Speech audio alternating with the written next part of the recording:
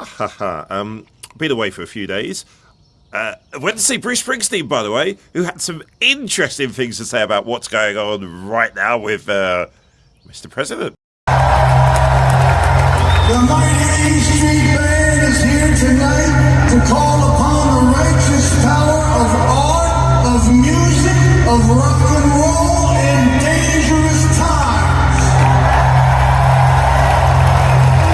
In my home, the America I love, the America I've written about, that has been a beacon of hope and liberty for 250 years, is currently in the hands of a corrupt, incompetent, and treasonous administration. Tonight, we ask all who believe in democracy and the best of our American experience to rise with us, raise your voices against authoritarianism, and let freedom reign. This is land of hope and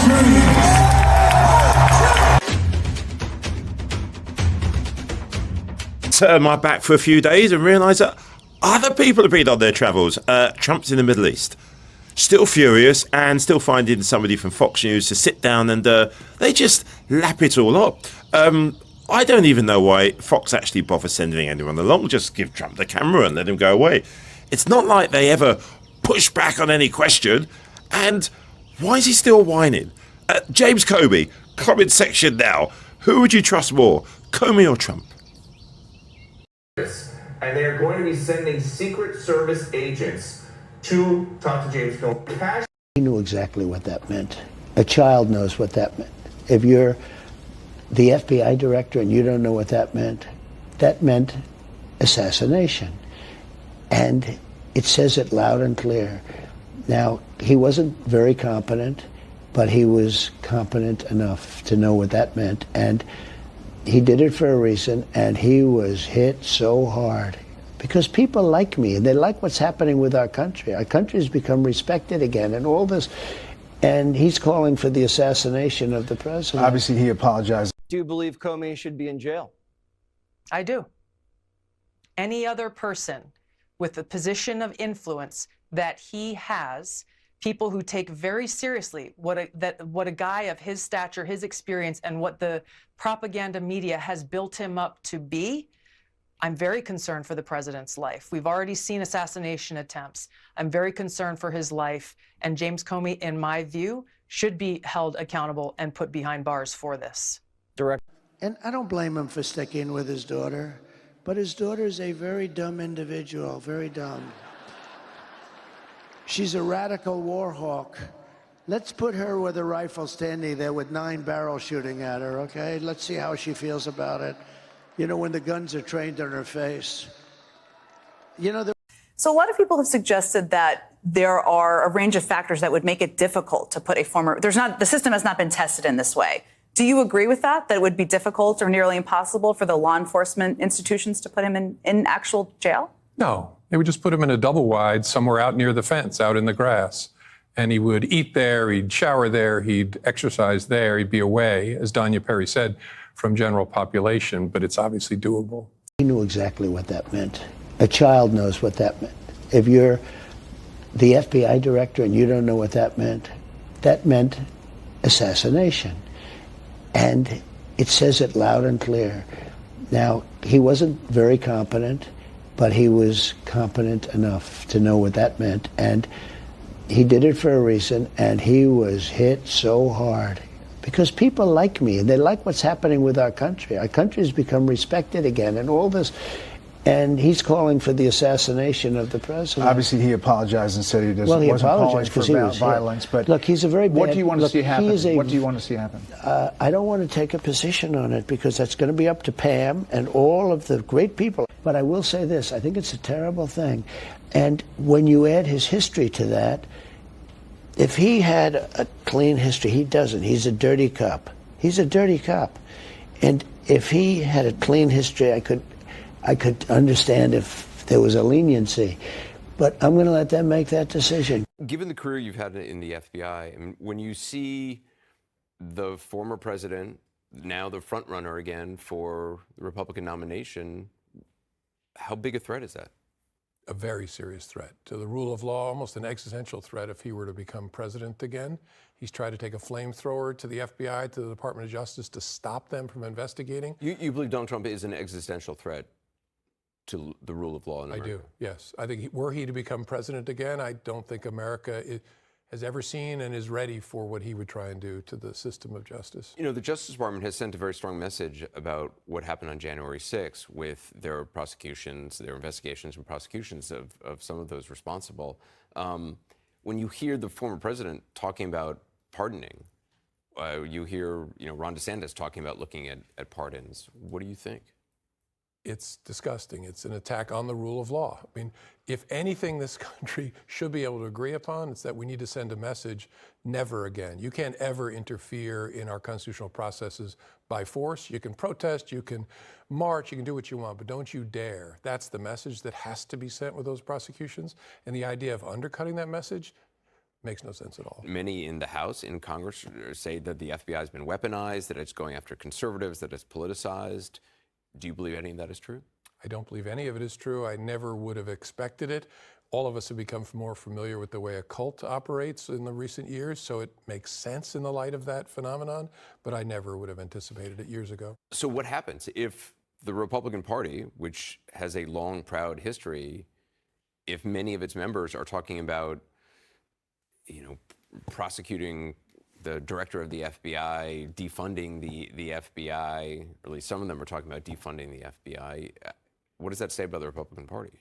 I don't know what the Republican Party is anymore, and I don't know what its future is. I think the American people need to hand it, especially at the presidential level, a series of losses till they figure out who they want to be, because they're not a party that's consistent with the values of the country. In terms of the potential charges, potential cases that the former president is facing, which do you think is the strongest or has the greatest likelihood of actually moving forward and having an impact, an actual effect on him? Charges? Based on what I can see from the outside, which I know is an imperfect view, having been on the inside, the Mar-a-Lago documents case strikes me as the one that's the biggest threat to him. Because it's so clear? I mean, because it's not getting inside his head? It's actual actions that are documented? Yeah, it's a fairly narrow range of conduct, right? It isn't thousands and thousands of people marching on the Capitol, for example, or a chaotic series of maneuvers after an election. It's focused, and it should be easier, not easy, given the nature of Donald Trump. I'm not sure he even knows his own mental process at times, but easier for a prosecutor to prove his mind, his state of mind, about that series of events. Let's talk about the book. Why? Talk about how you went about this. Well, I was nudged by the editor of my second nonfiction book, who said, "Hey, you write narrative really well, you write stories really well," and I kept saying, "Look, these aren't stories. This is my life." Mm-hmm. And he said, "But you could really write crime fiction. You ought to try it." And I just got a copy of it, so I have not been able to read it yet. It is about a female prosecutor prosecuting a mobster. Yes, it's about a prosecutor named Nora Carlton in the Southern District of New York in Manhattan, who's taking on a mobster, trying to put him away after he's been elusive for a long time. And the case she's bringing collides with another case involving the murder of a former governor. And it leads to a series of twists and turns that are both interesting and kind of fun. You have a family member who is a female prosecutor, prosecuting Ghislaine Maxwell. Yes.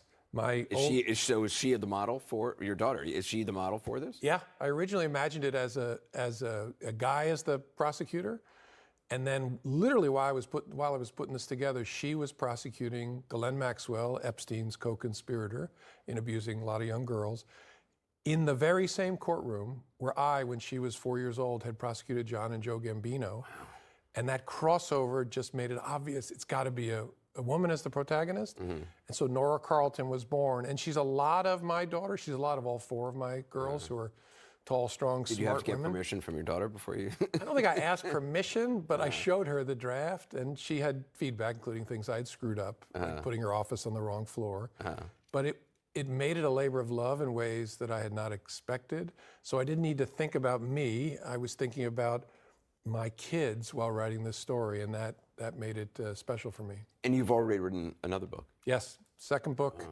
I was the general counsel of the world's largest hedge fund for a few years, right before the FBI, and so I'd like Nora to go to that venue, still be a crime novel, but introduce people to that world in the way that the first book, this one, introduces them to the criminal justice in Manhattan.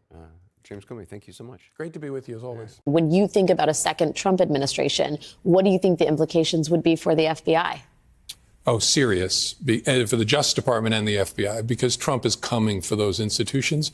He knows their power, and I think he has regrets that he didn't work hard enough to corrupt them last time. So he's coming for them, and that's a danger for all Americans. He's going to put people in positions in those organizations. He didn't have all-stars the last time. He'll have the bottom of the barrel this time, but people who will want to do his will, and that should worry every American.